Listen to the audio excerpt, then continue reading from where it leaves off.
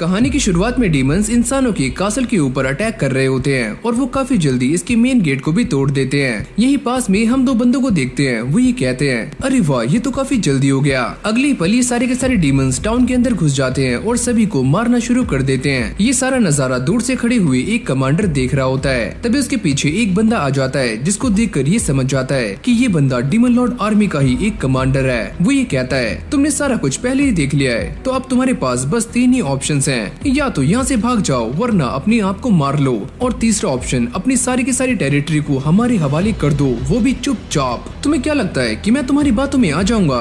ये बोलने के बाद वो बंदा इसके ऊपर अटैक कर देता है। मैं ये जानता ही था कि तुम ऐसा ही करोगे, और वो अपने पावर्स का इस्तेमाल करके इस बंदे को जान से मार देता है। अब वो अपने साथी से ये कहता है, तुम एक काम करो, इस बंदे की सारी चोटों को हील कर दो और साथ में बाहर जो भी घायल हैं उनकी भी। जिसके बाद ये कमांडर विंडो के पास आकर एक बैरियर को एक्टिवेट कर देता है, और जैसे ये बाहर देखता है तो वो ये नोटिस करता है कि सारी की सारी वॉर ओवर हो चुकी है। पर ये सारा कुछ देखकर इस बंदे को काफी गिल्टी फील हो रहा होता है। वो ये कहता है कि मैंने ये सारा कुछ किया, लेकिन मैं ये करना नहीं चाहता। सभी को ऐसा लगता है कि मैं एक डीमन हूँ, लेकिन जैसे वो मास्क उतारता है तो ये बात सामने आती है कि ये एक इंसान है, और वैसे इस बंदे का नाम है ईके। फिर हमें एक पास्ट का सीन दिखाया जाता है जहाँ पर ये बात हमारे सामने आती है कि ईके को एक बंदे ने पाला था जिनका नाम था रॉमबर्ग, और वो एक ग्रेट मेज थे। यहाँ तक कि वो मैजिक के बारे में काफी अच्छे से जानते थे, और उन्हें जितनी भी नॉलेज थी उन्होंने सारी की सारी नॉलेज ईके को सौंप दी। लेकिन मरने से पहले वो ईके से ये कहते हैं कि तुम इसके बारे में किसी को भी मत बताना कि यहाँ पर पहले एक हाई सिविलाइजेशन थी, वरना काफी कुछ बदल सकता है। यहाँ तक कि वो ये भी कहकर जाते हैं कि ईके को अपना मास्क किसी के भी सामने नहीं उतारना, वरना डीमन लॉर्ड उन्हें कभी भी माफ नहीं करेगा। प्रेजेंट में हम ये देखते हैं कि ईके ये सोच रहा होता है कि वो एक बैरियर के अंदर है, पर तभी अचानक एक लड़की उसके सामने आ जाती है, जिसको वो देखकर काफी शॉक्ड हो जाता है। तुम यहाँ पर क्या कर रही हो और कब से हो? अయ్यो अम्मा, मैंने कुछ भी नहीं देखा और मैं इसके बारे में किसी को भी नहीं बताऊंगी। तभी उसका सर टेबल से लग जाता है और वो बेहोश हो जाती है। तभी यहाँ पर एक पिग भागते हुए आता है जिसका नाम है जिरोन। वो ये कहता है कि हमने ह्यूमन की कासल को अपने कब्जे में कर लिया है, और आपको ऐसा नहीं लगता कि आप कुछ ज्यादा ही इंसानों को जिंदा छोड़ रहे हो? तुम इसके बारे में चिंता मत करो, जो नए डीमन लॉर्ड हैं वो बस रिजल्ट चाहते हैं, पर हमारे बाकी साथी ये बोल रहे हैं कि हम सारे इंसानों को जान से मार दें। अगर हम ऐसा कर देते हैं तो टैक्स कौन देगा? क्या तुम दोगे? तभी यहाँ पर काफी सारे बंदे आ जाते हैं जो ईके से बात करना चाहते हैं, लेकिन तभी जिरोन सामने आ जाता है कि तुम इनसे बात नहीं कर सकते, जो बात करनी है मुझसे करो। जिसके बाद ये सारे टैक्स को लेकर बातें कर रहे होते हैं। ईके उनसे कहता है कि तुम्हें बस उतना ही टैक्स देना है जितना कि तुम पहले दिया करते थे। ये सुनने के बाद सारे लोग काफी खुश हो जाते हैं, लेकिन एक बात याद रखना, अगर तुमने डीमन लॉर्ड की आर्मी से गद्दारी की तो तुम सारे जान से मारे जा सकते हो, और ये पहली और आखिरी वार्निंग है। ये सुनते ही इन सभी की फट जाती है, लेकिन तभी ईके यहाँ से टेलीपोर्ट हो जाता है, और जहाँ पर वो आता है उसके पीछे एक काफी बड़ा गोलम होता है जो कि उसे देखते ही उसके ऊपर अटैक्स करना शुरू कर देता है। पर ईके भी उसके सारे अटैक से बड़ी आराम से बच रहा होता है और अपनी पावर्स का इस्तेमाल करके उसे एक ही झटके में खत्म कर देता है। अरे वाह, तुम्हें देखकर यकीन नहीं हो रहा है कि तुम वही छोटे बच्चे हो जो कि पहले अपने ग्रैंडफादर के पीछे छुपा करते थे, लेकिन आज तुम काफी स्ट्रॉन्ग हो चुके हो। जिसके बाद हमें इस लड़की के बारे में बताया जाता है जिसका नाम है कैफिरो, और ये भी डीमन लॉर्ड की आर्मी में 7th कॉर्प्स की कमांडर है। ईके ये बताता है कि ये एक लौती डीमन है जो कि उसकी सच्चाई के बारे में जानती है। अभी दोनों ऐसे ही उस जगह के बारे में बातें कर रहे होते हैं जहाँ पर ईके गया हुआ था। वो ये कहता है, अगर आप मुझे बुलाना चाहती हो तो आप मुझे मैसेज भी कर सकती हो। अभी तक वो ये सोचता है कि कैफिरो उसे इसी बारे में जानना चाहती है, पर वो ये कहती है कि चलो मेरे साथ, कोई है जो कि तुमसे मिलना चाहता है, मेरे कंधे पर हाथ रखो। जैसे ही वो ऐसा करता है तो ये दोनों यहाँ से टेलीपोर्ट हो जाते हैं। अब यहीं से हमारा सीन चेंज हो जाता है जहाँ पर हम फिर से उसी लड़की को देखते हैं जिसके लिए ईके ने कुछ खाना और एक नोट रखा हुआ होता है, इसे खाओ और चुप रहो। अगले सीन में हम ये देखते हैं कि ईके डीमन कासल के सामने पहुंच चुका है, लेकिन यहाँ पर उसे काफी अजीब लग रहा होता है। आखिरकार वो एक इंसान जो है। आगे जाते हुए इन दोनों को गेट पर कुछ गार्ड्स मिलते हैं। ईके ये पूछता है, क्या ये लोग सभी को चेक करते हैं? अरे हाँ, ये लोग सभी को चेक करते हैं। अगर ऐसा हुआ तो मेरी आइडेंटिटी सभी के सामने आ जाएगी, खासकर डीमन लॉर्ड के सामने। अरे मेरे मुन्ना, इसके बारे में चिंता मत करो, मैं ये सारा कुछ संभाल लूंगी। ये बोलने के बाद वो ईके की बॉडी में काफी सारा मैजिक डालना शुरू कर देती है, जिससे उसकी बॉडी ग्लो कर रही होती है। ये देखकर सारे गार्ड्स काफी चौंक जाते हैं। वो ये कहते हैं कि हमें रॉमबर्ग के ग्रैंडसन से यही उम्मीद थी, तुम अंदर जा सकते हो, और वैसे भी रॉमबर्ग को कौन नहीं जानता। जिसके बाद ये दोनों अंदर आ जाते हैं। ईके ये बताता है कि इस कासल को ऐसे बनाया गया है जिससे हमें डीमन लॉर्ड की पावर्स के बारे में काफी अच्छे से जानकारी मिल जाती है। और भाई सच में ये कासल काफी ज्यादा बड़ा होता है, और ईके भी चलते चलते काफी थक जाता है। जैसे वो कैफिरो हीरो को देखता है तो वो हवा में फ्लॉट कर रही होती है। वो ये कहता है कि इस मैजिक का नाम है फ्लाइट और मैं भी ये मैजिक कर सकता हूँ, लेकिन मैं उतना अच्छा नहीं हूँ। अब अगले सीन में ये दोनों डीमन लॉर्ड के कमरे के सामने आ जाते हैं। कमांडर उसे कहती है कि तुम बस यहीं रुको, पहले मैं अंदर जा रही हूँ और मैं डीमन लॉर्ड से बात करूंगी। ये बोलने के बाद वो अंदर चली जाती है। फिर हमें इस डीमन लॉर्ड के बारे में बताया जाता है जो काफी खतरनाक और क्रूअल है। एक ये बताता है कि ये वाला डीमन लॉर्ड काफी खतरनाक है और किसी को भी उसकी एबिलिटी के तौर पर जज करता है, और जो बंदा इस डीमन लॉर्ड को सबसे अच्छा लगता है ये उसे अच्छे से यूज करता है, चाहे फिर उस बंदे के अंदर मैजिक हो या फिर नहीं। एक भी ये सोचता है कि ये मेरा भी पहली बार है जब मैं एक डीमन लॉर्ड से मिलने वाला हूँ। तभी कमांडर यहाँ पर आ जाती है, तुम अंदर आ सकते हो। पर जैसे ही अंदर आता है तो वो ये देखता है कि ये डीमन लॉर्ड एक लड़की है। वो ये कहती है कि तुमने उस एरिया को एक ही हफ्ते में कैप्चर कर लिया, तुम तो सच में काफी कमाल के हो। मैंने बस वैसा किया जैसा मुझे ऑर्डर दिया गया था और सारा का सारा क्रेडिट मेरी कमांडर को जाता है। तुम काफी दयालु लगते हो और तुम्हारी बातें सुनकर तो ऐसा लग रहा है कि तुम एक इंसान हो। ईके ये सोचता है कहीं मैंने कुछ गलत तो नहीं बोल दिया, कहीं मैं फंस न जाऊं। तभी कमांडर बीच में बोल जाती है। वो ये कहती है कि इस बंदे का नाम है ईके और ये रोमबर्ग का ग्रैंडसन है। ओह तो ये बात है, अब मैं समझी कि ये बंदा ऐसा क्यों है और इसने लोगों को क्यों नहीं मारा। अब इस सिचुएशन में ईके का दिमाग भी सनकना शुरू हो जाता है। वो ये सोचता है मुझे ऐसा लगता है कि मैंने काफी बड़ी गलती कर दी है और मुझे डीमन की तरह सोचना चाहिए था और सारे इंसानों को जान से मार देना चाहिए था। अब ईके सारी बातों को सुलझाते हुए ये कहता है अगर हम इंसानों के अंदर डर पैदा करेंगे तो वो कभी भी हमारी बातों को या हमारे ऑर्डर को ओबे नहीं करेंगे, और पास्ट में भी ऐसा काफी बार हो चुका है जैसे कि आप जानती हो। डीमन लॉर्ड ये कहती हैं क्या ये सारी बातें रोमबर्ग का ओपिनियन थी? अरे हाँ कुछ ऐसा ही। पर डीमन लॉर्ड से कुछ देर बात करने के बाद ईके ये समझ जाता है कि वो भी पास्ट में हायर सिविलाइजेशन के बारे में काफी कुछ जानती हैं जैसे कि रोमबर्ग जानते थे। तभी अचानक वो टेलीपोर्ट होकर ईके के सामने आ जाती हैं और वो ये कहती हैं कि तुम बाकी डीमन से काफी अलग हो और अगली बार जब तुम मुझसे मिलो तो प्लीज अपना ये मास्क हटा लेना क्योंकि मैं तुम्हारा असली चेहरा देखना चाहती हूँ। ये बोलने के बाद वो यहाँ से चली जाती हैं। उनके जाते ही ईके अपना मास्क उतार देता है और काफी नर्वस लग रहा होता है। कमांडर उससे कहती है कि तुम तो एक नंबर के फट्टू हो। अभी दोनों ऐसे ही डीमन लॉर्ड के बारे में बातें कर रहे होते हैं। कमांडर ये कहती है कि शुक्र मनाओ उन्होंने तुम्हारा मास्क नहीं उतरवाया वरना तुम्हारी बैंड बच जाती। अब अगले सीन में ईके दोबारा से उसी जगह पर आ जाता है जहाँ पर इस लड़की ने सारा खाना खा लिया होता है और वो घोड़े बेचकर सो रही होती है। जैसे ईके उसे उठाता है तो ये लड़की काफी शॉक्ड हो जाती है। मैंने तुम्हारा चेहरा नहीं देखा, प्लीज मुझे मत मारो, मुझे यहाँ से जाने दो प्लीज। अच्छा ठीक है मैं तुम्हें मारने वाला नहीं हूँ, पर मुझे ये बताओ कि तुम्हारा नाम क्या है? वो ये कहती है कि मेरा नाम है 13। क्या 13? काफी अजीब नाम है। वो ये बताती है कि वो एक स्लेव है और उन्हें ऐसे ही नंबर से रिफर किया जाता है। अब ईके उससे कहता है कि मैं तुम्हें ऐसे ही जाने नहीं दे सकता क्योंकि तुम्हें मेरी असलियत पता है, तो मैं तुम्हारे साथ क्या करूं? ये सुनते ही 13 की हालत टाइट हो जाती है। वो ये कहती है कि मैं इसके बारे में किसी को भी नहीं बताऊंगी, प्लीज मुझे जाने दो। वैसे इस लड़की का असली नाम है सैटी। तभी ईके उससे कहता है कि मैं तुम्हें एक ही शर्त पर छोड़ सकता हूँ, तुम्हें मेरी स्लेव बनकर रहना होगा। अगर तुम्हें ये शर्त मंजूर है तो। तभी सैटी उसे गले से लगा लेती है। अरे मेरे राजा मुझे ये शर्त मंजूर है। अब अगली सीन में हम जिरोन को देखते हैं जो ईके को कांग्रेचुलेट कर रहा होता है क्योंकि वो इवेलियस का रूलर बन चुका है। जिसके बाद ये बात सामने आती है कि यही वो रिवॉर्ड है जो कि डीमन लॉर्ड ने ईके को दिया है। जिसके बाद कमांडर ईके को ये बताती है कि वैसे तो ये एक छोटा सा गाँव है पर ये हमारी आर्मी के लिए और फाइट के लिए एकदम फ्रंट लाइन है और यहाँ पर उसका यही काम है कि उसे इस जगह को प्रोटेक्ट करना है और साथ में यहाँ से आने वाले रेवेन्यू को भी डबल करना है। ये सारी कहानी सुनने के बाद ईके का दिमाग खराब हो जाता है। वो ये कहता है कि वॉर के बीच में मैं ये सारा कुछ कैसे करूंगा, ये तुम्हारा हेडेक है तो तुम ही जानो। अगली सुबह ईके सारे डीमंस के सामने आ जाता है। वो ये कहता है कि तुम ये बात काफी ध्यान से सुनो, अब ये जगह हमारी फ्रंट लाइन होने वाली है और इस जगह के ऊपर कभी भी अटैक हो सकता है, तो तुम सभी को चौकन्ना रहना है। अब उसी ये बात काफी खल रही होती है कि कमांडर ने उसी ये काम सोच समझ कर नहीं दिया। अब ईके जिरोन के पास आ जाता है। वो ये कहता है कि पहले हमें वॉल्स को ही रिपेयर करना होगा। अच्छा मालिक मैं बंदे ढूंढता हूँ। लेकिन जैसे उसे ये पता लगता है कि इन वॉल्स को रिपेयर करने में 6 महीने लगने वाले हैं तो ईके काफी शॉक्ड हो जाता है। अब वो ये सोचता है कि ये टाइम तो काफी ज्यादा है पर कोई ना कोई तो रास्ता जरूर होगा,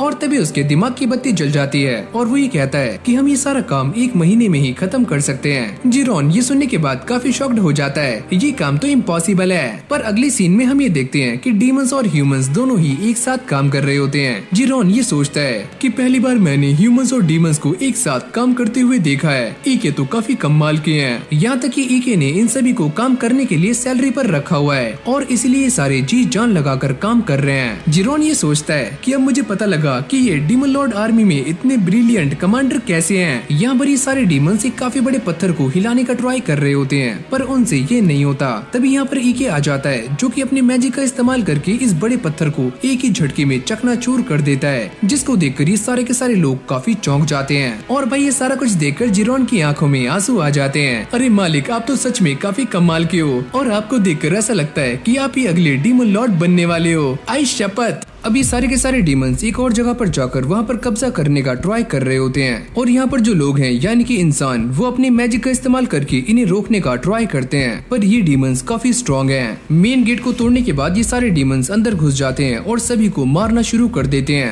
तभी एक बंदा डीमन लॉर्ड के पास आकर उन्हें ये सारी बातें बताता है। डीमन लॉर्ड ये कहती है, अगर सारे इंसान हमसे टक्कर लेने के लिए एक साथ आ रहे हैं तो मैं ये काम उसे सौंपती हूँ। अगली सीन में हम एक बंदे को देखते हैं जो कि सभी को ये सस्ती वाली गेम खिला रहा होता है, जिसके अंदर उन्हें ये बताना है कि बॉल कौन से वाले ग्लास में है। तभी सैटी भी यहाँ पर आ जाती है और वो ये गैस करने का ट्राई कर रही होती है कि बॉल कौन से वाले ग्लास के नीचे है। ये बंदा कहता है, तुम्हारे पास कितने पैसे हैं जो कि तुम इस पर लगाना चाहती हो? अरे मेरे पास कोई भी पैसे वैसे नहीं है। ये सुनने के बाद इस बंदे की नीयत फिसल जाती है। वो ये कहता है, अगर तुम्हारे पास पैसे वैसे नहीं है तो एक काम करो, किसी और चीज को बेट पर लगा दो, जैसे कि तुम्हारी बॉडी। अब जैसे वो इस गेम को स्टार्ट करने वाला होता है तभी ये सारे ग्लास हवा में उड़ने शुरू हो जाते हैं। ये सारे लोग इस बात को देखकर काफी गुस्सा हो जाते हैं। अबे ओए, तू हमारा फुद्दू बना रहा था, यहाँ तो कहीं भी बॉल नजर नहीं आ रही है, चल हमारे पैसे वापस निकाल। और ये सारा काम ईके ने किया होता है और वो सैटी को लेकर यहाँ से चला जाता है। पर जाते हुए वो ये देखता है काफी सारे सोल्जर्स एक जगह पर जा रहे हैं। वो ये सोचता है कि शायद से मैंने जो बात सुनी है कि किंग एक अलायंस बना रहा है, पक्का वो बात सही भी हो सकती है। सैटी ये पूछती है कि ये अलायंस क्या होता है। ईके ये बताता है कि ये एक ऐसा अलायंस है जो कि काफी लंबे टाइम से चलता हुआ आ रहा है और इसके अंदर सारी की सारी नेबर कंट्रीज एक साथ इकट्ठा होती हैं जब खतरा आता है। ओह, तो अब ये बात मेरे पल्ले पड़ी, जब डीमंस हमारे ऊपर अटैक करते हैं तो हमें एक साथ मिलकर उनका सामना करना है। ईके ये बताता है कि ये अलायंस पहले भी बन चुके हैं और पहले भी तीनों बार डीमन लॉर्ड की आर्मी इनसे हार गई थी। साथ ही में वो ये कहता है, अगर इस बार भी डीमन लॉर्ड की आर्मी हार जाती है तो उन सभी को वापस जाना होगा। ये बात सुनने के बाद सैटी भी काफी निराश हो जाती है। ईके उससे पूछता है, तुम्हें क्या हुआ? अगर डीमन लॉर्ड की आर्मी यहाँ से वापस चली जाती है तो तुम तो फ्री हो जाओगी। इंसानों की बस्ती में एक स्लेव की हालत एक स्लेव की तरह ही रहती है और आपके जाने के बाद मेरी हालत भी उन बच्चों की तरह हो जाएगी जिन्हें बस स्लेव की तरह ही ट्रीट किया जाता है। यहाँ पर सैटी इन सारे बच्चों की बातें कर रही होती है। तुम चिंता मत करो, अभी के जो डीमन लॉर्ड हैं वो काफी स्ट्रॉन्ग हैं, तो हम हारने वाले नहीं हैं और मैं यहाँ से कहीं भी नहीं जाऊंगा। तभी वो दुकानदार एक गुंडे के साथ यहाँ पर आ जाता है। तुमने मेरी सारी ट्रिक खराब कर दी, चलो इसके पैसे निकालो और साथ में अपनी ये स्लेव भी मुझे दे दो। ईके आसपास देखकर इस बंदे के पैरों को जमा देता है और काफी सारे आइस ब्लेड इस बंदे के चेहरे पर ले आता है। ये बंदा उससे कहता है कि तुम मेरे साथ ये क्या कर रहे हो, जल्दी से इन्हें हटाओ। पर ईके अपने आइस क्रिस्टल से इस बंदे की चड्डी टाइट कर देता है। तुम्हें मुझसे क्या चाहिए, मुझे छोड़ दो। तुम मुझे ये बताओ कि ये सारी की सारी आर्मी यहाँ पर क्या कर रही है और ये सारे इतनी जल्दी में कहाँ पर जा रहे हैं। पहले तो ये बंदा इस बारे में बताने से मना करता है, लेकिन बाद में ईके के डराने के बाद ये बंदा मान जाता है और सारी पोल पट्टी खोलनी शुरू कर देता है। वो ये कहता है कि अभी यहाँ पर एक अलायंस बनाया गया है जिसका नाम है अलायंस ऑफ किंग, लेकिन इसमें से ही एक पार्टी ऐसी है जो कि अलायंस से पहले ही डीमन लॉर्ड की आर्मी पर अटैक करना चाहती है और ये सारे सोल्जर्स वहीं पर जा रहे हैं। ईके भी ये समझ जाता है कि वो सारे लोग ऐसा क्यों कर रहे हैं ताकि वो इस किंगडम में ज्यादा नाम कमा सकें और अपने आप को सबसे आगे रख सकें। क्या तुम मुझे ये बता सकते हो कि वो लोग कहाँ पर अटैक करने वाले हैं? वो सारे एक ही जगह पर अटैक करेंगे जिसका नाम है इवेलियस, क्योंकि वहाँ का गेट काफी कमजोर है। अब यहीं से हमारा सीन चेंज हो जाता है जहाँ पर ईके काम कर रहा होता है। तभी उसके सामने एक लड़की आती है। वो ये कहती है कि ईके, तुम इतने टाइम से कहाँ पर थे और तुम्हारा कोई भी अता पता नहीं है और तुम्हारे साथ वो लड़की कौन है? तभी सैटी भी यहाँ पर आ जाती है। वो ये कहती है कि मैं इनकी मेड हूँ। क्या तुम मेड? तुम तो काफी बदसूरत हो। चलो ईके, एक काम करो, इस लड़की को यहाँ से भेज दो और मैं तुम्हारी मेड बन जाती हूँ।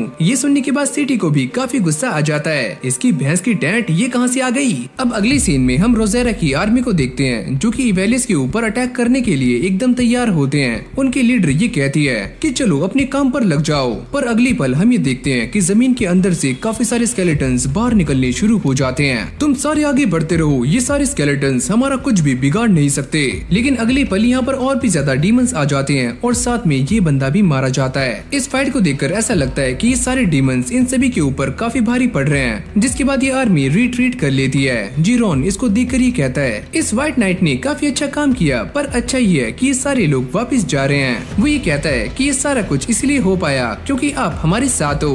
पर तभी अचानक हम ये देखते हैं कि ईके पर एक तीर से हमला होता है जिससे वो बेहोश हो जाता है। जब ये सारी बातें रोजेरा के कमांडर तक पहुंचती हैं, तो वो ये सुनने के बाद काफी गुस्सा हो जाते हैं। वो ये कहते हैं एलिस्टर ने ऐसा कैसे किया, उसने आर्मी के साथ रिट्रीट क्यों किया, अब मैं किंग को इसके बारे में क्या जवाब दूंगा, मेरी तो नाक ही कट जाएगी। इस तरफ जैसे ही ईके को होश आता है तो वो ये देखता है कि कमांडर उसके साइड में लेटी हुई हैं। वो ये पूछता है कि आप यहाँ पर क्या कर रही हो। अरे मेरे राजा, तुम मुझसे ऐसे सवाल क्यों कर रहे हो, मैंने तुम्हारी जान बचाई है। पर मुझे हुआ क्या था।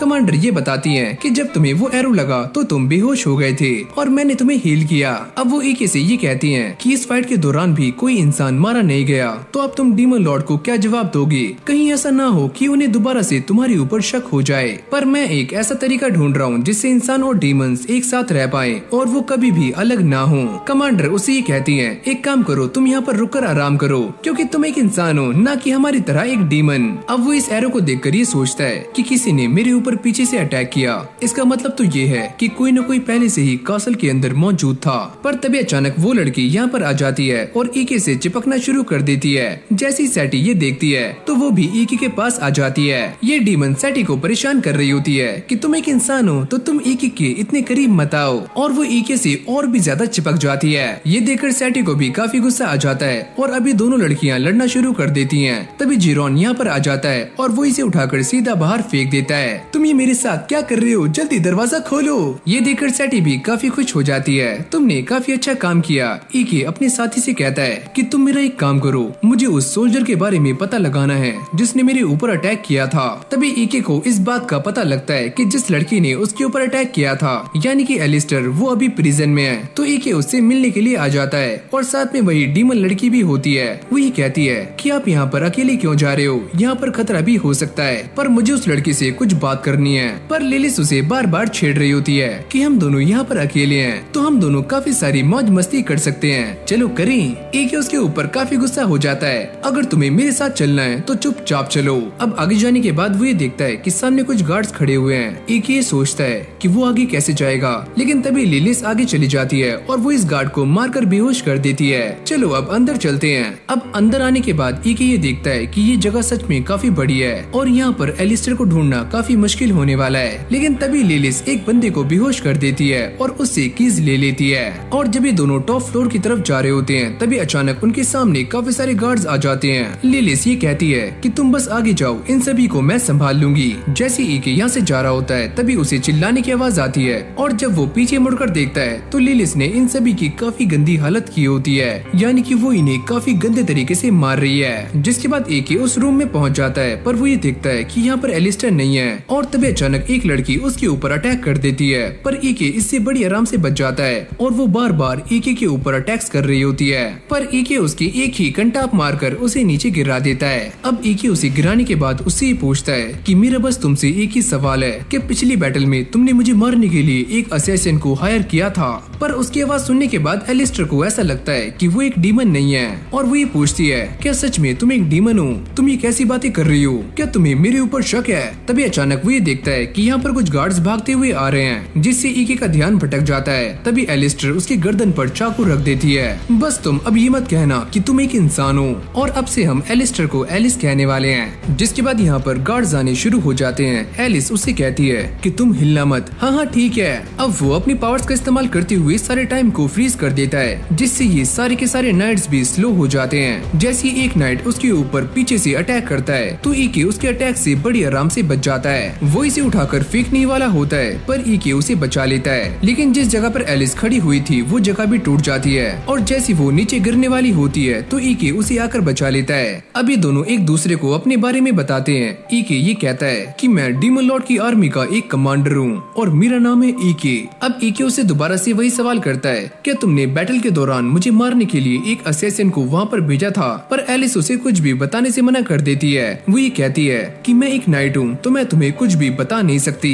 और अब वो उसे पकड़कर खोपचे में ले जाता है और अपनी माइंड रीडिंग टेक्निक का इस्तेमाल करके उसके दिमाग से सारी इन्फॉर्मेशन को बाहर निकाल लेता है। ये देखकर लिलिस को काफी गुस्सा आ जाता है। ये तुम क्या कर रहे हो? ये तो तुम कभी भी मेरे साथ भी कर सकते हो। अच्छा ठीक है, मैं यहाँ से जा रहा हूँ। जब वो यहाँ से जा रहा होता है तो एलिस उसको रोक लेती है कि तुम बस यहाँ पर इसीलिए आए थे ताकि तुम मेरी हार पर हंस सको। मैं यहाँ पर कुछ और जानने के लिए आया था और वो मुझे पता लग चुका है। ये सुनने के बाद एलिस भी काफी शॉक्ड हो जाती है। पर मैंने तुम्हें कुछ भी नहीं बताया। लिलिस उससे कहती है चलो ना कुछ करते हैं, पर ईके उसे इग्नोर करके यहाँ से चला जाता है। इस तरफ ईके दोबारा से अपने ऑफिस में आ जाता है। वो सैटी को सारा कुछ समझा रहा होता है कि हम इस जगह पर चावल को उगा सकते हैं और इसे उगाने से हमें काफी ज्यादा फायदा होने वाला है। वो ये भी कहता है कि यहाँ की लैंड काफी ज्यादा फर्टाइल है, लेकिन ये सारी बातें सेठी के सर के ऊपर से जा रही होती हैं, यानी कि उसे कुछ भी समझ नहीं आ रहा होता। अब ईके उसे शॉर्ट में ही समझाता है कि ऐसा करने से हम काफी सारा खाना खा सकते हैं और साथ में हमें काफी सारा टैक्स भी मिलने वाला है। अरे वाह, आप तो काफी कमाल के हो और साथ में काफी इंटेलिजेंट भी।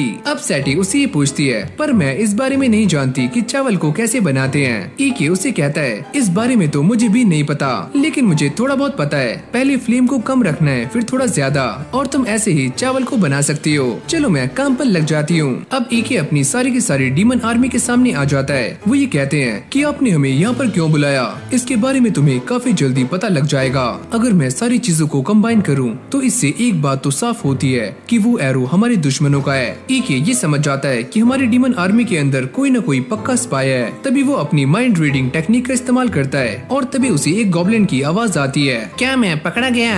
ओह अच्छा, तो तुम ही स्पाई हो। अब वो ये सारा कुछ बताने के लिए कमांडर के पास आ जाता है। वो ये कहती है क्या तुम इसके बारे में जानते हो कि स्पाई कौन है? वो ये कहता है कि मैंने इसके बारे में सारी इन्वेस्टिगेशन कर ली है और मुझे ये पता लग गया है कि डीमन लॉर्ड की आर्मी में जो स्पाई है उसका नाम है जेस, जो कि एक वन आई गॉब्लिन है। जिसके बाद ये दोनों इसी बारे में बातें कर रहे होते हैं कि वो जेस को कैसे पकड़े। कमांडर उससे कहती है कि हम उससे बस एक ही काम करवा सकते हैं और वो है उससे बदला लेना। अब अगली सीन में एक बंदा जेस के पास आता है और वो ये कहता है हमें अभी अभी इन्फॉर्मेशन मिली है कि ईके कमांडर से मिलने के लिए गया हुआ है। जेस उसे ये कहता है पर ये कैसे हुआ? वो उस एरो से इतनी जल्दी हील कैसे हो सकता है? क्या तुमने वो एरो सही जगह पर मारा था? अरे हाँ, मैंने उन्हें मारने के लिए एरो को सीधा उनकी छाती के आर पार कर दिया था। यहाँ पर एक और बंदा आकर ये बताता है कि हम अपने एक और साथी से कांटेक्ट नहीं कर पा रहे हैं। जेस को ऐसा लगता है कहीं हम पकड़े तो नहीं गए। अगले सीन में ईके उससे मिलने के लिए यहाँ पर आ जाता है। जेस उससे कहता है कि आपको मुझे बताना चाहिए था कि आप यहाँ पर आ रहे हो। ईके ये कहता है कि मैं तो बस यहाँ पर अकेला आया हूँ और तुम तो पूरी आर्मी के साथ। क्या सारा कुछ सही है? यहाँ पर जेस ईके की बेइज्जती कर रहा होता है। मैंने सुना है कि तुम लास्ट फाइट में इंजर्ड हो गए थे, तो तुम्हें एक कमांडर नहीं होना चाहिए और ये टेरिटरी मेरी है, तो तुम यहाँ से चले जाओ। ये बोलते ही सारे के सारे डीमंस उसे घेरना शुरू कर देते हैं। ईके उससे कहता है कि मैं तुम्हारे बारे में पहले से ही जानता हूँ कि तुम गद्दार हो, तो तुम यहाँ पर अकेले क्या कर रहे हो? क्या तुम ये बात नहीं जानते कि मेरी आर्मी के अंदर तुमसे भी 2 गुना ताकत है और हम तुम्हें आसानी से मसल सकते हैं। ये तो काफी अच्छी बात है कि तुम्हारी पूरी टीम यहाँ पर एक साथ आ गई। जिसके बाद यहाँ पर आसमान से आग बरसनी शुरू हो जाती है और ये अटैक कमांडर कर रही होती है, जिससे डर कर सारे के सारे डीमंस यहाँ से भाग जाते हैं और ये देखकर जेस की भी फटनी शुरू हो जाती है। ईके भी ये सोच रहा होता है कि मैंने कमांडर से कहा था कि वो ऐसे अटैक ना करें, वरना इस जगह को दोबारा से रीबिल्ड करने में काफी टाइम लग जाएगा। कमांडर अपने साथ और भी बंदे लेकर आई हुई होती हैं, जो कि सारे के सारे डीमंस को पेलना शुरू कर देते हैं। तभी ईके जेस के पास आता है और ये कहता है कि तुम्हारे पास बस 2 ही चॉइस हैं, या तो तुम अभी सरेंडर कर दो या फिर बाद में जब तुम सारा कुछ खो दोगे। ये सुनते ही जेस की दिमाग की सनक जाती है और वो अपने साथियों से कहता है कि तुम सारे इसे जान से मार दो। और जैसे वो ईके को मारने के लिए सामने आते हैं तो ईके अपनी पावर्स का इस्तेमाल करते हुए उन सारे गॉब्लिन्स को मिट्टी में मिला देता है और इसी मौके का फायदा उठाकर जेस छुप जाता है। उसके साथी उससे ये कहते हैं कि मालिक आप कहाँ पर हो? तुम सारे मरते रहो जब तक कि मैं यहाँ से भाग नहीं जाता। जैसे वो यहाँ से भागने का ट्राई करता है तो उसके सामने एक काफी बड़ा डीमन आ जाता है, लेकिन वो यहाँ से टेलीपोर्ट होकर एक अलग ही जगह पर पहुँच जाता है, यानी कि बच जाता है। तो फाइनली मैं बच गया और मैंने जो ये रास्ता बनाया था वो मेरे काम आ ही गया और तुम बस देखते जाओ कि असली वॉर अब शुरू होने वाली है। पर तभी यहाँ पर एक जोरदार धमाका होता है और ये धमाका ईके ने किया होता है। जेस ये देखकर काफी शॉक्ड हो जाता है। तुम यहाँ पर कैसे आए? ईके उससे कहता है तुम्हारे यहाँ पर आने से पहले मैंने तुम्हारे साथ अपना एक फैमिलियर छोड़ दिया था और इसीलिए मैं यहाँ पर काफी आराम से आ पाया। तुम्हारी हिम्मत कैसी हुई मेरे सामने आने की? ईके ईके उससे कहता है, अरे मुन्ना इतना गुस्सा मत करो, बस मेरे सामने सरेंडर कर दो। अगली पल जेस उस पर अटैक कर देता है, पर ईके उसके अटैक को बड़ी आराम से रोक लेता है। जेस उससे कहता है कि मैं एक ब्रिगेड कमांडर हूँ और तुम मुझे ये नहीं बता सकते कि मुझे क्या करना है। लेकिन भाई कुछ टाइम के बाद इस बंदे की हालत काफी गंदी हो जाती है और ईके ने इसे एक पेड़ से बांध दिया होता है। तुम्हारा खेल अब खत्म हुआ तो तुम हार मान जाओ। जेस ये कहता है कि मैं तुम्हारे सामने हार मानता हूँ, मुझे माफ कर दो। और अब मुझे ये बात समझ आ रही है कि तुम्हारी डीमन लॉर्ड आर्मी में इतनी तारीफें क्यों होती हैं। लेकिन यहाँ पर जेस के दिमाग में कुछ और ही खिचड़ी बन रही होती है। वो ये कहता है, चलो हम दोनों एक काम करते हैं, क्यों ना एक साथ मिलकर डीमन लॉर्ड की आर्मी पर ही कब्जा कर लें। वैसे भी डीमन लॉर्ड ने हमारे लिए क्या ही किया है। वो ये कहता है, हम काफी लंबे टाइम से इंसानों को मारते हुए आ रहे थे और इसमें हमें काफी मजा भी आता है, लेकिन अभी के जो डीमन लॉर्ड हैं वो इंसानों को मारने ही नहीं देते। मुझे तो ऐसा लगता है कि उनके अंदर कोई भी एम्बिशन नहीं है। तो क्या तुम मेरा साथ देने के लिए तैयार हो? अबे चल बे छपरी, तेरा साथ कौन देगा? तो ये लो। लेकिन इससे पहले ईके अपने मैजिक का इस्तेमाल करके उसके सारे सेंसेस को डल कर देता है। मैं ये बात पहले से ही जानता था कि तुम कुछ करने वाले हो। जिसके बाद कमांडर भी यहाँ पर आ जाती हैं और वो जेस के हाथ को खींचना शुरू कर देती हैं। तुम हमें सारा कुछ सच सच बता दो, वरना मैं तुम्हारा वो हाल करूंगी जो कि तुमने सपने में भी सोचा नहीं होगा। पर तभी अचानक हम ये देखते हैं कि जेस को कुछ होना शुरू हो जाता है। ईके ये कहता है, कमांडर आप ये क्या कर रही हो? पर मैंने तो कुछ भी नहीं किया। जेस की पूरी बॉडी में पॉइजन फैलना शुरू हो जाता है और वो उसके ऊपर एंटीडोट का भी इस्तेमाल करते हैं, पर इससे भी उसे कुछ नहीं होता। कमांडर भी ये देखकर समझ जाती है कि पक्का तुम्हें किसी न किसी ने पावरफुल पॉइजन दिया है और मुझे ऐसा लगता है कि वो तुम्हारे साथियों में से ही कोई एक है, यानी कि तुम्हारे साथियों ने भी तुम्हारे साथ गिव अप कर दिया है। ये सुनने के बाद जेस उन्हें नाम बताने ही वाला होता है, पर वो मर जाता है। जाते हुए एक ही सोचता है कि मुझे इसे देखकर काफी अजीब लग रहा है। मैं ये जानता हूँ कि ये यही डिजर्व करता था, पर इसके साथियों ने आखिरी वक्त में इसे अबंडन कर दिया। शायद से मैं ये सारा कुछ इसलिए सोच रहा हूँ क्योंकि मेरे अंदर इंसानी दिल है। अब यहीं से हमारा सीन शिफ्ट हो जाता है जहाँ पर ये दोनों डीमन लॉर्ड के सामने आ जाते हैं। वो ये कहती हैं, तुम ये बात जानते हो ना कि तुम यहाँ पर क्यों आए हो? कमांडर ये कहती हैं कि हमने उस इंसान के बारे में सारा कुछ पता लगा लिया है जो कि इस सब के पीछे है, और वो भी डीमन लॉर्ड की आर्मी में थर्ड कॉर्प्स का हेड है जिसका नाम है पास्टियो। डीमन लॉर्ड ये कहती हैं, क्या तुम्हारे पास इसका कोई प्रूफ है? उसने मेरे वाइस कमांडर को अपने साथ कर लिया था और वो मुझे और ईके को मरवाना चाहता है, और ऐसा भी हो सकता है कि वो आपके पीछे भी हो। तो ऐसी बात है तो इसके बारे में तुम्हारा क्या कहना है? फिर हम पीछे बास्टियो को देखते हैं। वो ये कहता है, इन दोनों ने मिलकर ही अपने वाइस कमांडर को जान से मार दिया है और अब ये दोनों मुझे फंसाना चाहते हैं। शायद से ये दोनों ऐसा इसलिए कर रहे हैं क्योंकि ये मुझसे थर्ड कॉर्प्स को छीनना चाहते हैं, और ये लड़की ये तो एक चुड़ैल है तो ये तो ऐसा करेगी ही। लेकिन डीमन लॉर्ड को भी बास्टियो की सारी चालाकियां समझ आ जाती हैं। वो ये कहती हैं कि तुम्हें क्या लगा कि मैं तुम्हारी ये सारी चालाकियां समझ नहीं पाऊंगी? मैं तुम्हें काफी अच्छे से जानती हूँ कि तुम कितने ईवल हो और कैफिर हो तुम कितनी लॉयल भी। वो ये कहती हैं कि मेरा मन तो ऐसा कर रहा है कि मैं तुम दोनों को ही पनिशमेंट दे दूं, लेकिन मैं अपने दो कीमती को कमांडर्स को खोना नहीं चाहती। जिसके बाद वो ये डिसाइड करती हैं कि इन दोनों के बीच में एक डुएल होने वाला है और जो भी इस मैच को जीतेगा डीमन लॉर्ड उसी की ही बात को मानने वाली है। अब ये दोनों अपने रूम में आ जाते हैं जहाँ पर कमांडर ये बता रही होती है कि ये मैच 50-50 पपेट्स के बीच में होने वाला है और हम सीधा इस मैच के अंदर शामिल नहीं हो सकते, और जो भी दूसरे के पपेट्स को सबसे पहले हराएगा वो इस मैच को जीत जाएगा।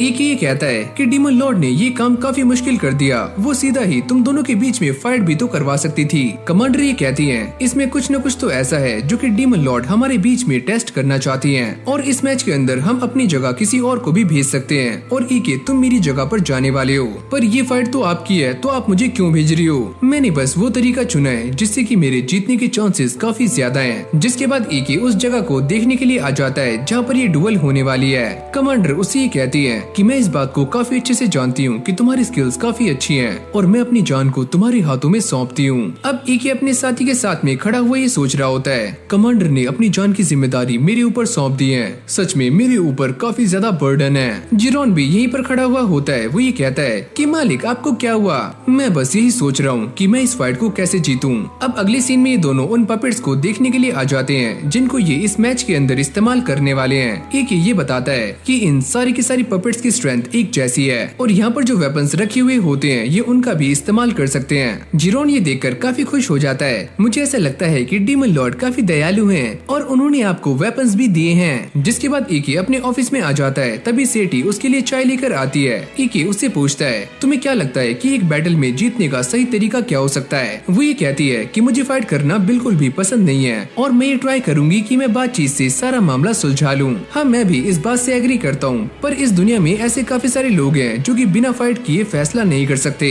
सैटी ये कहती है, वैसे अगर मुझे लड़ने का मौका मिले तो मैं झाड़ू का इस्तेमाल करूंगी ताकि मैं दूसरों को कम से कम चोट पहुंचा पाऊं। ईके भी ये सोचता है कि लड़ने का सबसे अच्छा तरीका ये है कि दूर से ही अटैक किया जाए और इसके लिए एक बो एकदम परफेक्ट है। पर उसके दिमाग में ये बात भी आती है कि बो के बारे में पहले से ही बास्टियो को पता हो सकता है। तो मैं क्या करूं? चलो मैं एक काम करता हूं, मैं गन बनाता हूं। सैटी ये कहती है कि वो क्या चीज है, क्या वो सच में इतनी ताकतवर है? अगर हम लॉन्ग रेंज के हिसाब से देखें तो वो एक बो से भी काफी इफेक्टिव है। सैटी भी ये बात सुनने के बाद काफी हैरान हो जाती है कि सच में ये वेपन तो काफी कमाल का है। अब ईके इस बारे में हेल्प लेने के लिए कमांडर के पास आता है। वो ये कहता है कि आप मेरे लिए एक गन बना सकती हो, लेकिन वो इस चीज के लिए मना कर देती है। पर आपने मुझसे कहा था कि आप एक एल्केमिस्ट हो और आप कुछ भी बना सकती हो। अरे मुन्ना, मैं एक भगवान नहीं हूँ और मैं एक ऐसी चीज नहीं बना सकती जिसको मैंने आज तक देखा ही ना हो। जैसे वो इस गन के बारे में एक्सप्लेन करना शुरू करता है तो कमांडर उसके ऊपर पानी फेंक देती है। ये सारी बातें छोड़ो और मुझे ज्वाइन करो।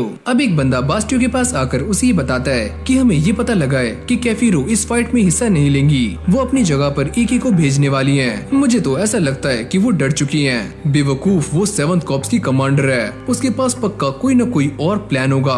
बास्टियो कहता है, मेरी ये स्वॉर्ड काफी कमाल की है मालिक, वो बस इसीलिए क्योंकि आपकी ये स्वॉर्ड ब्लैक ड्रैगन के फैंग से बनी हुई है। मैं एक काम करूंगा, अपने सारे के सारे पपेट्स को ऐसे ही स्वॉर्ड दे दूंगा, तो फिर देखते हैं कि मुझे जीतने से कौन रोकता है। तभी यहाँ पर एक और बंदा आ जाता है। वो ये कहता है कि मैं दोबारा से यहाँ पर आ गया और मुझे इस बात की पूरी उम्मीद है कि आप ही जीतने वाले हो। इस तरफ ईके भी नहाकर बाहर आ जाता है और वो अब भी इसी फाइट के बारे में सोच रहा होता है। तभी उसके कपड़े उड़ते हुए उसके पास आ जाते हैं जो कि डीमन लॉर्ड ने किया होता है। ईके उन्हें यहाँ पर देखकर काफी शॉक्ड हो जाता है। डीमन लॉर्ड यहाँ पर क्या कर रही हैं? और मैंने तो अपना मास्क भी नहीं पहना। अब वो अचानक से उसके सामने आ जाती हैं और ये कहती हैं कि चलो इसको खोलो। और जैसे ईके इसे खोलता है तो इसके अंदर काफी सारी गन्स होती हैं। ये देखकर ईके भी काफी शॉक्ड हो जाता है। क्या सच में इतनी सारी गन्स? डीमन लॉर्ड उससे कहती हैं, ईके क्या तुम इन्हीं को ढूंढ रहे थे? वैसे मैं ईके नहीं हूँ, मुझसे छुपाओ मत, मैं तुम्हारे बारे में सारा कुछ जानती हूँ और ये सारी बातें मुझे रॉमबर्ग ने बताई थी और उन्होंने अपनी सारी नॉलेज तुम्हें दी है, वो मैं साफ साफ देख सकती हूँ। ये सारी बातें सुनने के बाद ईके की काफी ज्यादा फट रही होती है। वो ये पूछता है, अगर आप ये बात पहले से ही जानती थी कि मैं एक इंसान हूँ तो आपने मुझे जान से क्यों नहीं मारा? ये सारा कुछ मैंने बस इसीलिए किया क्योंकि मैं अपनी एक विश को पूरा करवाना चाहती हूँ और इससे कोई फर्क नहीं पड़ता कि मेरे पास कितनी पावर्स हैं। ईके उनसे ये पूछता है, पर आपका ड्रीम क्या है? मैं इस दुनिया को बनाना चाहती हूँ और इसके लिए मुझे काफी सारे लोगों की जरूरत है जो कि मैं अकेले नहीं कर सकती।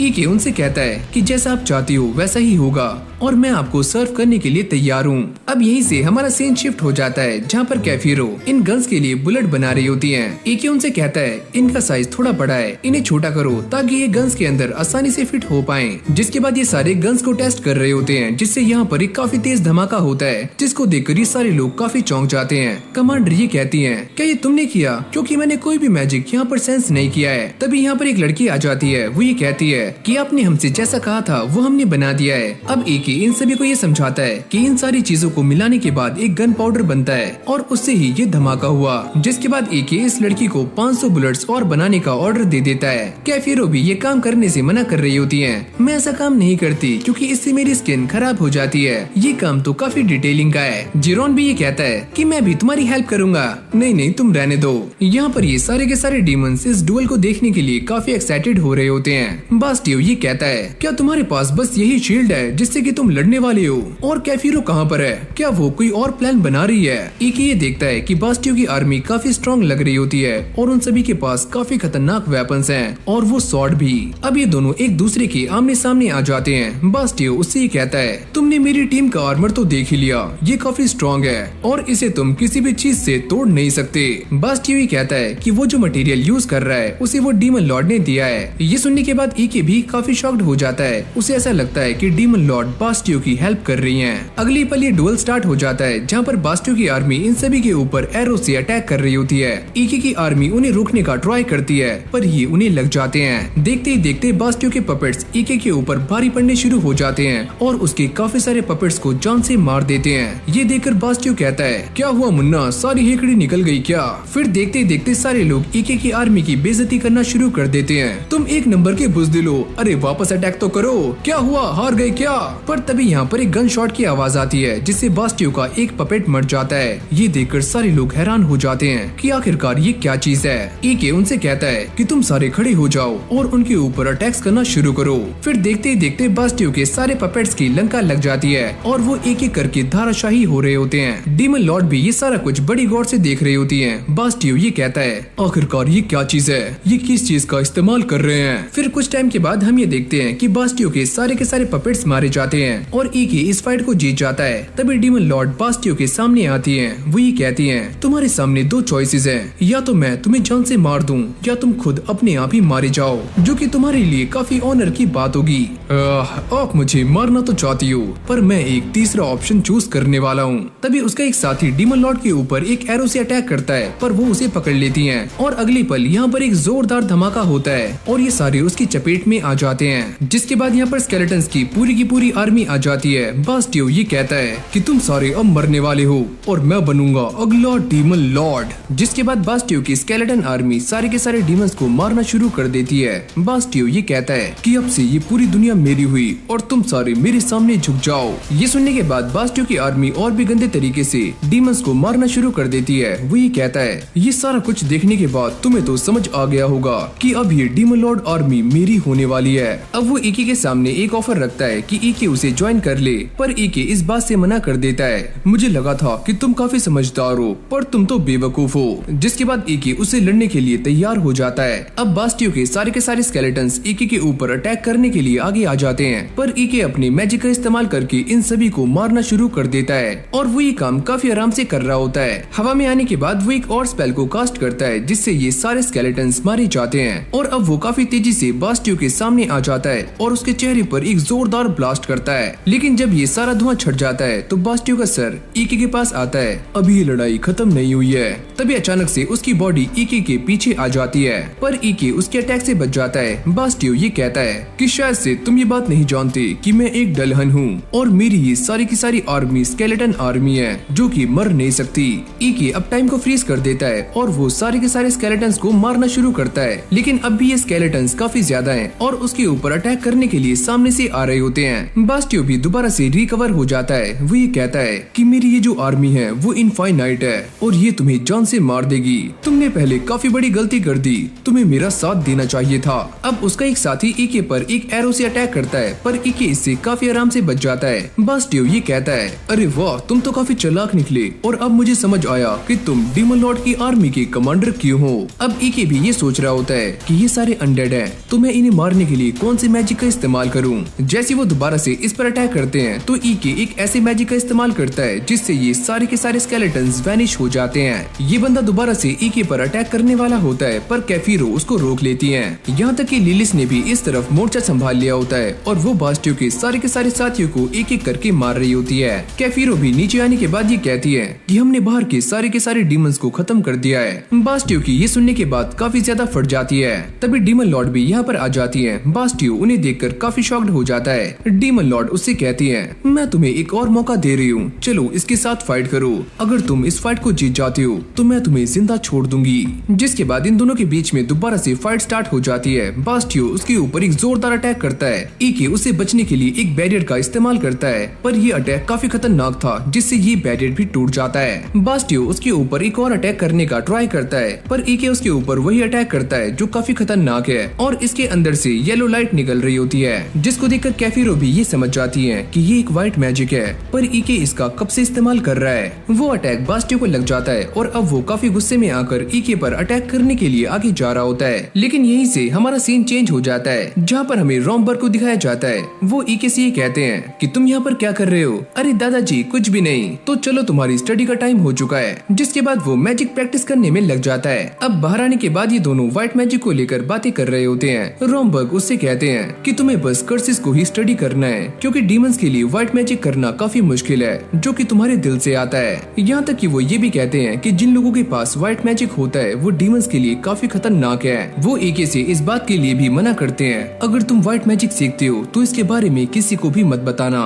प्रेजेंट में हम ये देखते हैं कि ईके बास्टियो को काफी ज्यादा सुना रहा होता है, तुमने अपने सारे साथियों को सैक्रिफाइस कर दिया, यहाँ तक कि अपनी मास्टर को भी खो दिया। तुम्हारे लिए ये सारी चीजें बिल्कुल भी मायने नहीं रखती। ये सारी बातें डीमन लॉर्ड भी काफी गौर से सुन रही होती हैं। बास्टियो ये कहता है, आखिरकार तुम मेरे साथ क्या ही कर लोगे। अब ईके उससे कहता है अपना मुंह बंद रखो, तुम आज मरने वाले हो। जिसके बाद बास्टियो काफी गुस्से में आकर ईके के ऊपर अटैक कर देता है। ईके ये कहता है ग्रैंडपा मुझे माफ करना, मैं व्हाइट मैजिक का इस्तेमाल करने जा रहा हूँ। और अगले पल हम ये देखते हैं कि वो बास्टियो के ऊपर एक जोरदार अटैक करता है जिससे बास्टियो वैनिश हो जाता है और बस उसका आर्मर ही बाकी बचता है। तभी कैफिरो यहाँ पर आ जाती है। ईके उनसे कहता है कि मैं इस बात को जानता हूँ कि आप ये सारा कुछ पहले से ही जानती थी। अब डीमन लॉर्ड भी यहाँ पर आ जाती है। वो ये कहती है कि हमारे सामने एक दिक्कत है कि बास्टियो मारा जा चुका है, तो हमारी आर्मी में थर्ड कॉर्प्स को कमांड करने वाला कोई भी नहीं बचा। और भाई यहाँ पर ईके को एक और रिस्पॉन्सिबिलिटी मिल जाती है और अब से वो डीमन आर्मी में थर्ड कॉर्प्स का कमांडर भी है। ये सुनने के बाद ईके भी काफी शॉक्ड हो जाता है, ये मेरे साथ क्या हो रहा है, मैं क्या क्या करूँ। डीमन लॉर्ड के जाते ही सारे के सारे लोग यहाँ पर आ जाते हैं और ईके की जीत को सेलिब्रेट कर रहे होते हैं। जिरोन तो उसे गले से ही लगा लेता है, मेरे मालिक। अगले सीन में कैफिरो डीमन लॉर्ड के सामने आ जाती हैं और वो ईके को थर्ड कॉर्प्स को कमांड करने से मना कर रही होती हैं। डीमन लॉर्ड उससे कहती हैं कि मुझे तो ऐसा लगा था कि तुम इस फैसले से काफी खुश होंगी, चलो ये बात ईके से ही पता करते हैं। तभी ईके भी यहाँ पर आ जाता है। डीमन लॉर्ड उससे कहती हैं क्या तुम थर्ड कॉर्प्स को संभालने के लिए रेडी हो? हाँ मैं तैयार हूँ। जाती हुई कैफिरो ईके के ऊपर काफी गुस्सा हो रही होती है, तुमने डीमन लॉर्ड को ये बात क्यों बताई कि तुम एक इंसान हो? वो इस बात को लेकर भी काफी शॉक्ड होती है कि डीमन लॉर्ड इतनी शांत क्यों है। फिर हमें एक पास्ट का सीन दिखाया जाता है जहाँ पर ईके डीमन लॉर्ड के सामने खड़ा हुआ होता है और वो ये कहता है कि मैं एक ऐसी दुनिया बनाना चाहता हूँ जहाँ पर इंसान और डीमंस एक साथ रह पाएं। यहाँ तक कि वो ये भी कहता है कि इंसान और डीमंस पहले के मुकाबले काफी अच्छे से एक साथ काम कर रहे हैं और मैं कैफिरो के अंडर सर्व करना चाहता हूँ। ये बोलते बोलते वो अपना मास्क भी उतार लेता है। अपनी बात को खत्म करते हुए ईके डीमन लॉर्ड से ये कहता है कि मैं थर्ड कॉर्प्स को कमांड करने के लिए रेडी नहीं हूँ, लेकिन मैं आपसे इस बात का प्रॉमिस करता हूँ कि मैं इवेलियस को एक ऐसी जगह बनाऊंगा जहाँ पर इंसान और डीमंस एक साथ पाए जाएंगे और एक साथ मिलकर काम करेंगे। डीमन लॉर्ड ये सुनकर हैरान तो होती हैं। वो ये कहती हैं चलो देखते हैं। अब ईके एक काफी ऊंची जगह पर आ जाता है और वो कुछ सोच रहा होता है। तभी यहाँ पर सेठी आ जाती है। वो ये कहती है कि आप यहाँ पर क्या कर रहे हो, आप काफी लंबे टाइम से अंदर नहीं आए। ईके उसे समझाता है कि यहाँ की मिट्टी काफी फर्टाइल है, तो यहाँ पर हम काफी लंबे टाइम तक अलग अलग क्रॉप्स उगा सकते हैं। सेठी ये सुनकर काफी खुश हो जाती है। ईके ये बताता है कि अब हम काफी ज्यादा बिजी होने वाले हैं क्योंकि हम एक ऐसा टाउन बनाने वाले हैं जहाँ पर इंसान और डीमंस एक साथ रहेंगे। फिर हमें एक सस्पिशियस बंदे को दिखाया जाता है जिसके लोग काफी सारे डीमंस को मौत के घाट उतार रहे हैं। अगले सीन में ईके अपने मैजिक का इस्तेमाल करके यहाँ पर फसलों पर पानी गिरा रहा होता है। वो ये कहता है अगर हम इस प्रोसेस को फॉलो करेंगे तो यहाँ पर हम काफी सारी क्रॉप्स को उगा सकते हैं, वो भी एक के बाद एक। ये देखकर सभी लोग काफी खुश हो जाते हैं क्योंकि अगर ऐसा हुआ तो इंसान और डीमंस कभी भी भूखे नहीं रहेंगे। जिसके बाद ईके अपने ऑफिस में आ जाता है और सेठी उसके लिए चाय लेकर आती है। वो ये कहती है कि मैं ये बात सुनकर काफी खुश हूँ कि आप वाइस कमांडर के लिए प्रमोट हो चुके हो। तभी यहाँ पर जिरोन आ जाता है। वो ये कहता है मालिक काफी बड़ी गड़बड़ हो चुकी है। ईके उससे पूछता है कि क्या हुआ। वो ये कहता है कि किंग का जो अलायंस है उसने हमारे काफी सारे डीमन साथियों को जान से मार दिया है और वो सारे सोल्जर्स काफी स्किल्ड हैं। ईके ये सारा कुछ सुनने के बाद उन्हें एक मैप दिखाता है। वो ये कहता है कि इस वक्त हम इवेलियस में हैं, तो ऐसा भी हो सकता है कि उनके अगले टारगेट हम ही हों। यहाँ तक कि वो ये भी कहता है कि हमारे पास उनका एक टाउन है, अगर वो हमसे वो टाउन लेना चाहते हैं तो वो हमारे ऊपर इवेलियस में अटैक करने के लिए तैयार होंगे।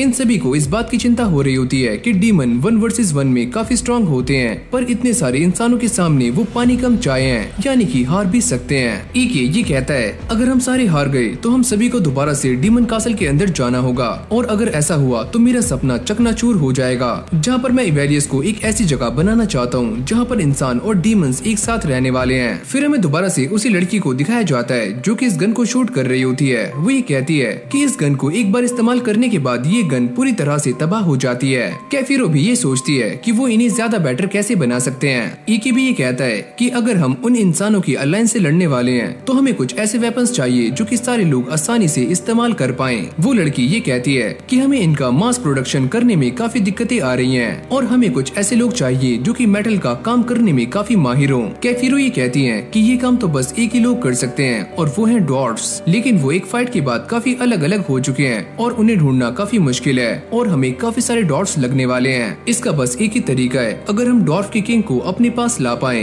जो कि एक जेल में कैद है। फिर हम उसी बंदे को देखते हैं जो कि डॉर्फ के किंग से ये कहता है कि तुम ये सारा नजारा देख सकते हो कि मैंने सारे के सारे डॉर्फ्स को जान से मार दिया है। वो ये कहते हैं कि तुम चाहे जो भी कर लो, लेकिन हम तुम्हें डॉर्फ की टेक्नोलॉजी नहीं देंगे और इंसानी वॉर में तो कभी भी नहीं। पर इन लोगों ने उसके बेटे को भी कैप्चर कर लिया होता है। वो ये कहता है कि शायद तुम अपनी सिचुएशन को समझ नहीं पा रहे हो, तुम्हारे पास बस एक ही चांस है, हमारी बातें मान लो। जिसके बाद सारे के सारे डॉर्फ्स उनके लिए काम करना शुरू कर देते हैं और अलग अलग जगह पर चले जाते हैं। तभी अचानक वो ये नोटिस करते हैं कि सारे के सारे गार्ड बेहोश हो चुके हैं और लिलिस यहाँ पर आ जाती है। तो फाइनली मैंने तुम्हें ढूंढ लिया, पर तुम कौन हो और यहाँ पर क्यों आई हो, मुझे कहाँ लेकर जाना चाहती हो? और लिलिस उसे अपने मैजिक का इस्तेमाल करके बेहोश कर देती है। जिरोन भी ये कहता है कि ये तुमने क्या किया?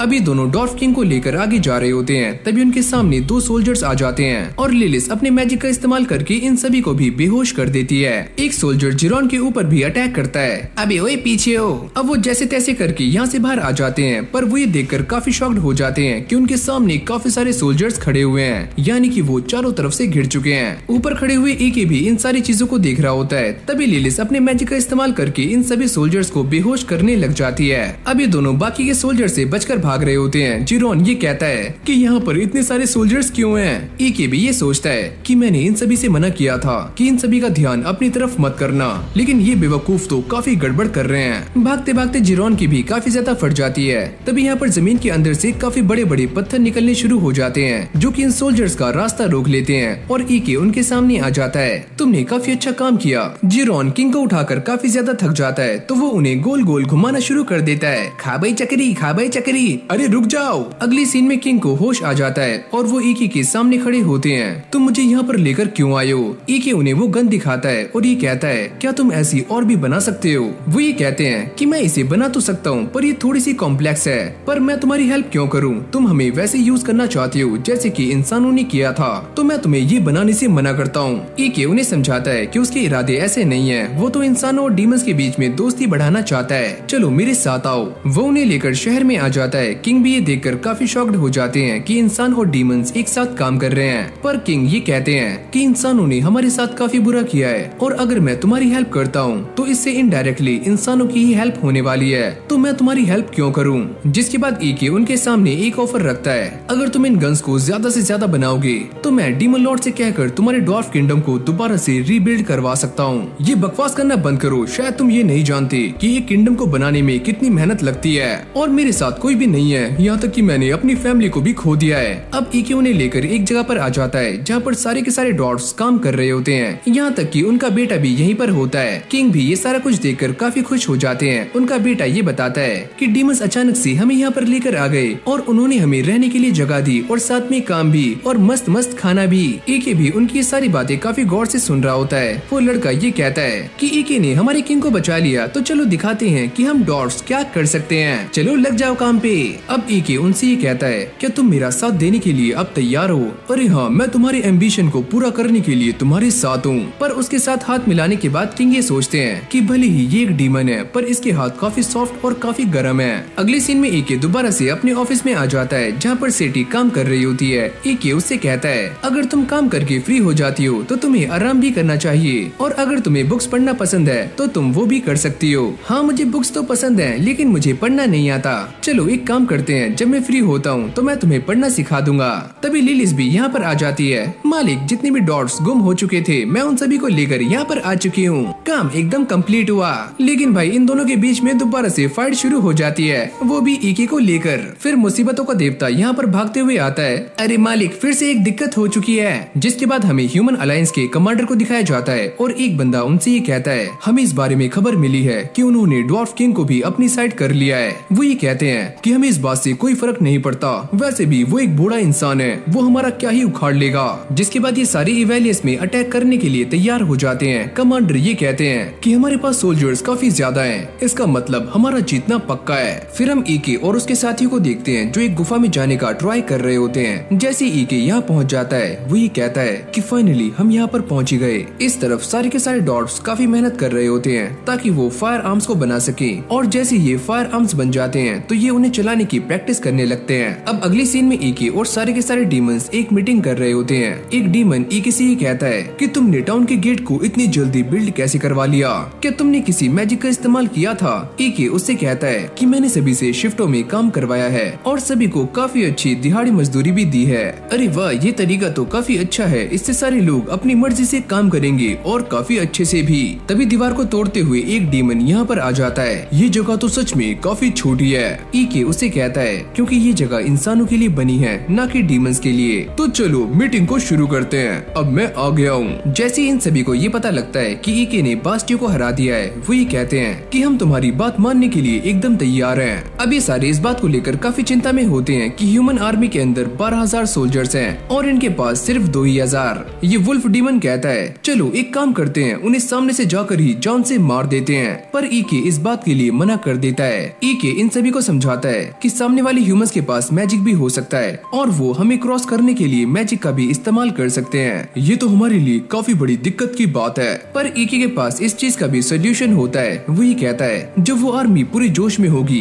तो हम उन्हें कैद कर लेंगे और मैं उन्हें एक साथ ही क्रम्बल कर दूंगा। इस तरफ ह्यूमन आर्मी भी लड़ने के लिए एकदम तैयार हो जाती है। ईके भी अपने ऑफिस में आ जाता है। सैटी उससे कहती है कि यहाँ पर काफी सारे डीमंस आ चुके हैं जो कि इस जगह को बचाना चाहते हैं, यानी कि सारे डीमंस काफी अच्छे हैं। ईके उससे कहता है पर हमें उन सभी के लिए खाने का भी इंतजाम करना होगा, पर हम उनके लिए क्या बनाएं? लेकिन यहाँ पर खाने की बिल्कुल भी कमी नहीं होती। वो ये कहता है कि हमने इस बार राइस को काफी ज्यादा हार्वेस्ट किया है, चलो एक काम करते हैं, फ्राइड राइस बनाते हैं। जैसे ये फ्राइड राइस बनकर रेडी हो जाते हैं तो सारे के सारे लोग इसे चखने के लिए यहाँ पर आ जाते हैं और सभी को ये खाना काफी ज्यादा पसंद भी आता है। तभी सैटी लिलिस को कुछ खाना ऑफर करती है। लिलिस उससे कहती है तुम बस यही चाहती हो ना कि मेरा वेट बढ़ जाए और ईके मुझे पसंद ना करे, मैं ऐसा नहीं होने दूंगी। जिरोन भी इन्हें खाकर काफी खुश होता है। मुझे ऐसा लगता है कि हमारी आर्मी को ये फ्राइड राइस काफी पसंद आने वाले हैं। इस तरफ सारे के सारे डीमंस भी लड़ने के लिए तैयार हो चुके हैं और यहाँ तक कि वॉल भी रिपेयर हो चुकी है और वेपन्स भी तैयार हैं। अगली पल यहाँ पर अलायंस ऑफ किंग आ जाती है। सारे के सारे डीमंस भी चौकन्ने हो जाते हैं, लेकिन यहाँ पर रहने वाले ह्यूमंस की काफी ज्यादा फट रही होती है। जिरोन भी ईके को ये बताता है कि वो आर्मी यहाँ पर आ चुकी है, जिसके बाद ईके सभी को लेकर कासल के सामने आ जाता है। ईके इन सभी से कहता है अगर हम एक बार हार गए तो हमें दोबारा से वापस जाना होगा। हमें इस टाउन में रहने वाले सारे लोगों को प्रोटेक्ट करना है, चाहे फिर कुछ भी हो जाए। फिर हम इस अलायंस को देखते हैं जहाँ पर ये दोनों लोग बातें कर रहे होते हैं। ये जगह दिखने में तो काफी छोटी है, मैं इस जगह को आसानी से ही तबाह कर सकता हूँ और ये जिन वेपन्स का इस्तेमाल करने वाले हैं वो काफी ज्यादा हाईटेक और एडवांस हैं। तुम सारे लोग हमला करो। और अगली पल हम ये देखते हैं कि ये लोग डीमंस के ऊपर अटैक कर देते हैं, लेकिन जैसे ही हमला डीमंस पर लगने वाला होता है तभी ईके अपने शील्ड को एक्टिवेट कर देता है। ओ अच्छा, तो ये सारे मैजिक का इस्तेमाल कर रहे हैं। ये बोलते ही वो दोबारा से डीमंस के ऊपर अटैक कर देते हैं और ईके भी एक बैरियर बनाकर इस अटैक को आराम से रोक लेता है। वो ये सोचता है कि ये वाला अटैक पहले से काफी अजीब है। सारे के सारे डीमंस इस चीज को देखकर काफी खुश हो रहे होते हैं। अरे मालिक, आप तो काफी कमाल के हो और हमने आपसे यही एक्सपेक्ट किया था,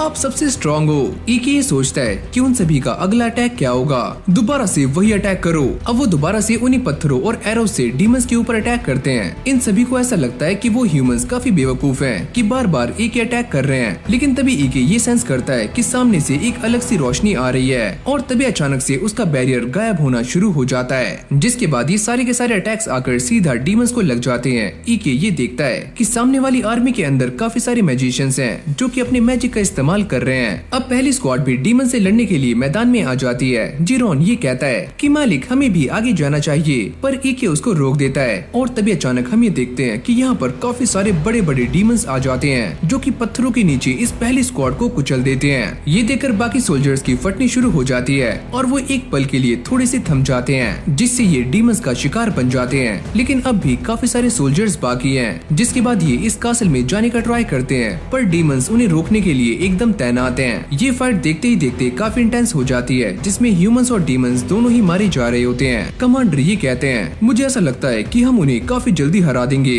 पर अभी मुझे काफी भूख लग रही है। वो ये डिसाइड करता है कि वो इस फाइट को काफी जल्दी खत्म करने वाला है। उसका साथी ये कहता है पर हम ये कैसे करेंगे, जिसके बाद वो एक ऐसी स्ट्रेटेजी के बारे में बताता है जिससे उनके लोग भी मारे जा सकते हैं। ये बोलते ही वो इस अटैक को करना शुरू कर देते हैं, जिससे डीमंस के साथ साथ इंसान भी मारे जाते हैं। साथ में कासल की वॉल भी काफी ज्यादा डैमेज हो जाती है। ये लड़कियां भी ये सारा कुछ देखकर काफी हैरान हो जाती हैं। ये इंसान तो सच में काफी बुरे हैं, इन्होंने अपने साथियों को भी नहीं छोड़ा। ये कमांडर दोबारा से इन सभी के ऊपर हमला करने के लिए कहता है। ईके को इसे देखकर काफी गुस्सा आ आ रहा होता है, इसकी भैंस की टैट। जिसके बाद ये सारे के सारे सोल्जर्स कासल में घुसने शुरू हो जाते हैं। लिलिस ये कहती है कि ये तो काफी ज्यादा बुरा हो रहा है, इन सभी को यहीं पर रोक लो। जिसके बाद सारे डीमंस भी यहाँ पर आ जाते हैं और इन सभी को रोकने का ट्राई कर रहे होते हैं। एक को भी काफी गुस्सा आ रहा होता है और इस तरफ सैटी घायल डीमंस का इलाज कर रही है जो कि काफी इंजर्ड हो चुके हैं।